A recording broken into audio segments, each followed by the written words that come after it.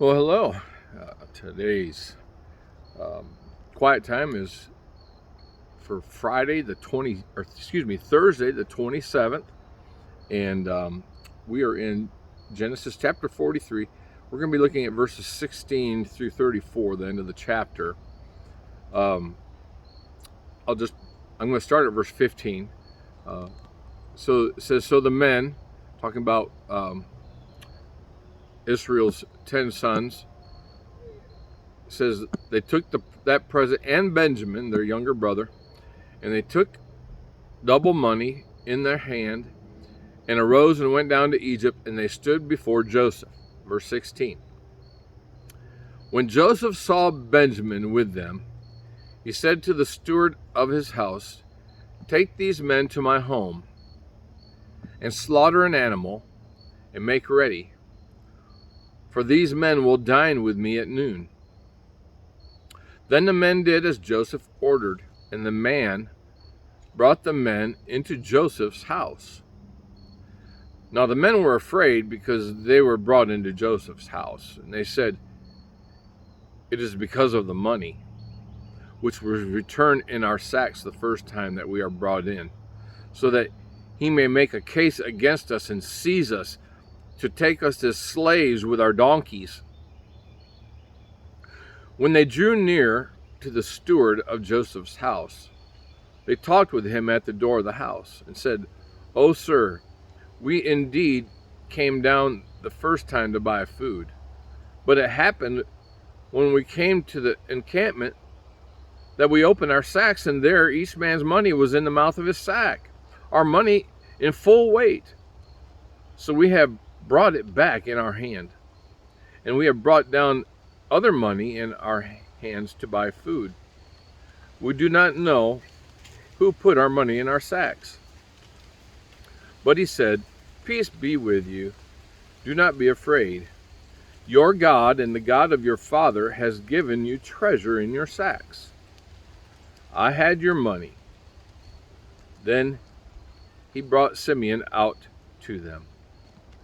So the man brought the men into Joseph's house and gave them water, and they washed their feet, and he gave their donkeys feed.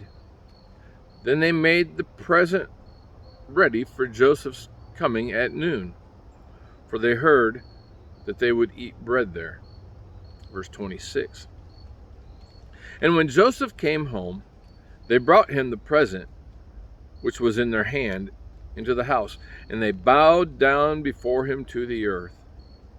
Then he asked them about their well-being and said, is your father well, the old man of whom you spoke? Is he still alive? And they answered, your servant our father is in good health. He is still alive. And they bowed their heads down and prostrated themselves.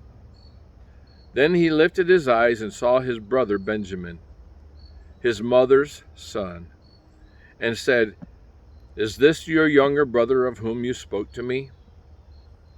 And he said, God be gracious to you, my son. Now his heart yearned for his brother. So Joseph made haste and sought somewhere to weep.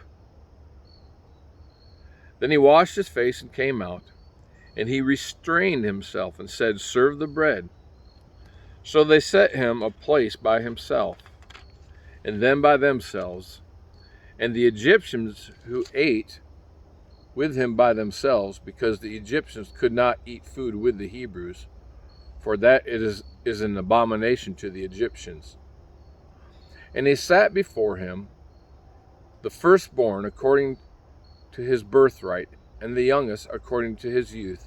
And the men looked in astonishment at one another.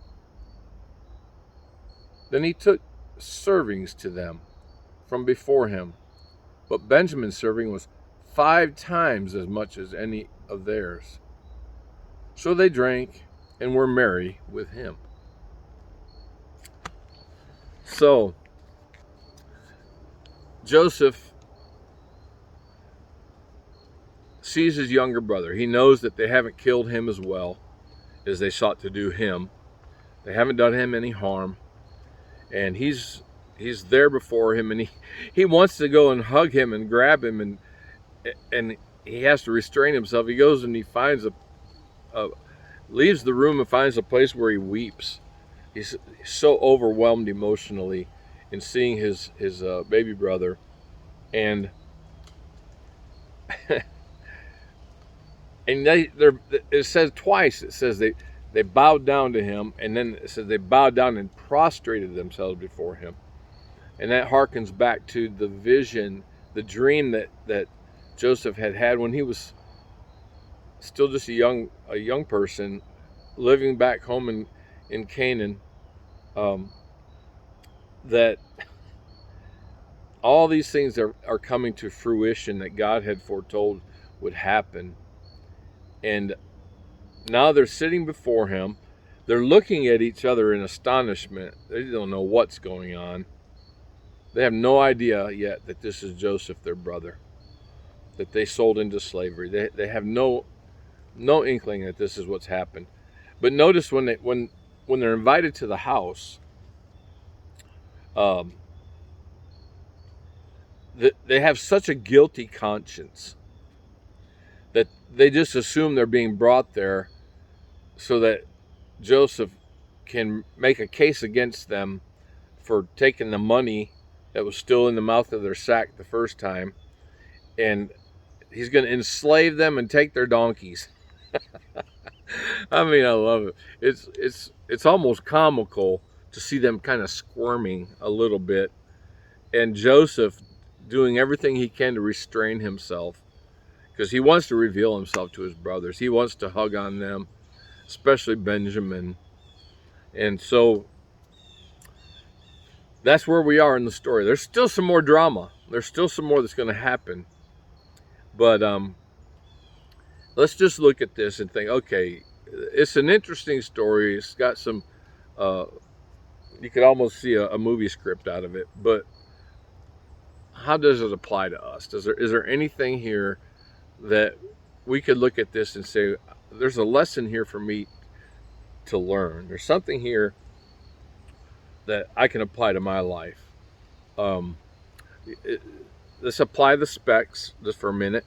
SPECT, and let's just ask a few questions and see if there's any application for us today. Is there any sin to forsake? I don't see any. Is there any promise to claim? I don't see a promise that necessarily. Is there any principle? I think there's a principle of that Joseph is demonstrating for us, and so as we look at examples to learn from, it's the example of Joseph here. He is demonstrating grace or mercy to his brothers. Again, remember, they did him an awful evil by selling him into slavery when he begged and pleaded them not to do it. And they're so eaten up with guilt. And all the years, because we really don't know how much time has passed. We don't really know that. And so as we think about Joseph here, he could have spent all these years becoming bitter, angry at God, angry at his brothers. And the first time he saw them, he could have wiped them out when he recognized them. He could have had them thrown in prison or worse. But we see here that Joseph does not give them what they deserve. He shows mercy. And now he's sitting down and having a meal with them.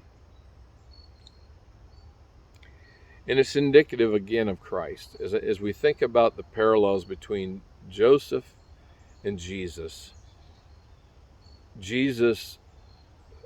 as he hung on the cross, remember his words when he said, Father, forgive them, for they, something floating in front of me. Father, forgive them, for they know not what they do. And he could have called 10,000 angels and said, take me off this cross and wipe all these people out. But he didn't do that. He was merciful. I think that's the example for us to follow and to learn from. And I think it's also the principle of forgiveness. When someone wrongs you, to not forgive them, a lot of times, and maybe you've had this happen to you. Have you ever unknowingly wronged someone or said something that hurt somebody and you didn't realize it hurt them? I know I have. I've had people angry at me and I wasn't sure why. And I know that sometimes we say things and they can be taken the wrong way. I've taken things that people have said the wrong way. And to hang on to that and be angry and become spiteful and bitter, it doesn't harm them. It just harms you. So the importance of just forgiving. And how do you forgive someone? Now, in the case of Joseph's brothers, remember, he wanted to make sure that they hadn't harmed Benjamin. After all, Benjamin was the other half brother from Rachel, his mother, and as they dealt with him the way they did, he may have thought that they'd try to get rid of Benjamin as well. But now that he sees Benjamin, he knows they didn't harm him.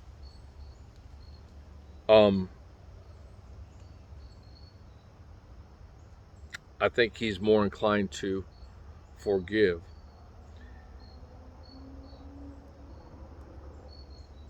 How do we forgive someone who doesn't show any remorse? It kind of begs the question. But I always go back to what we think about in Scripture when we think of God's forgiveness of us.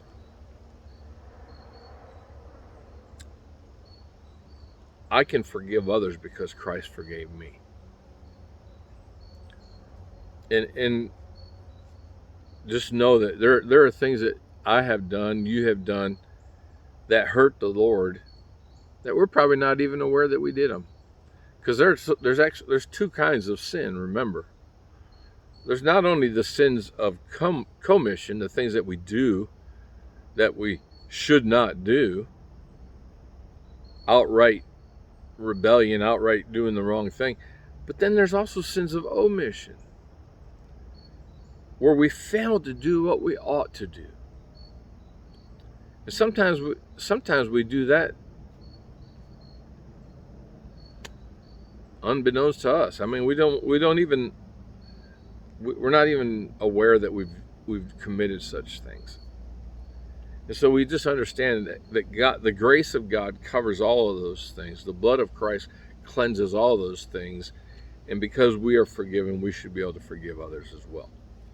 All right. Are there any commands to obey? I don't see any commands in this passage of Scripture that pertain to us anyway. And then we think about, is there anything to be thankful for? Well, here we see Joseph emotional because he gets to see his beloved younger brother. And I think maybe this is a principle as well, just in dealing with family, in the example of Joseph and his love for his brother.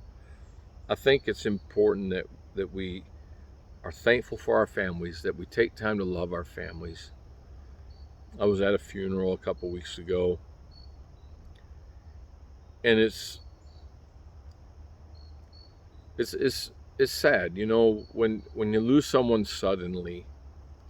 You always wish you could have had one more conversation. You could have hugged them one more time. You could have told them you loved them one more time.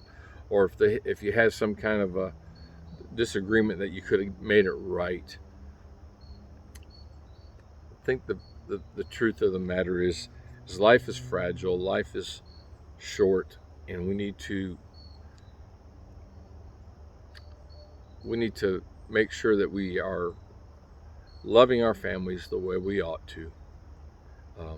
Life's too short to bear grudges, and be thankful for your loved ones.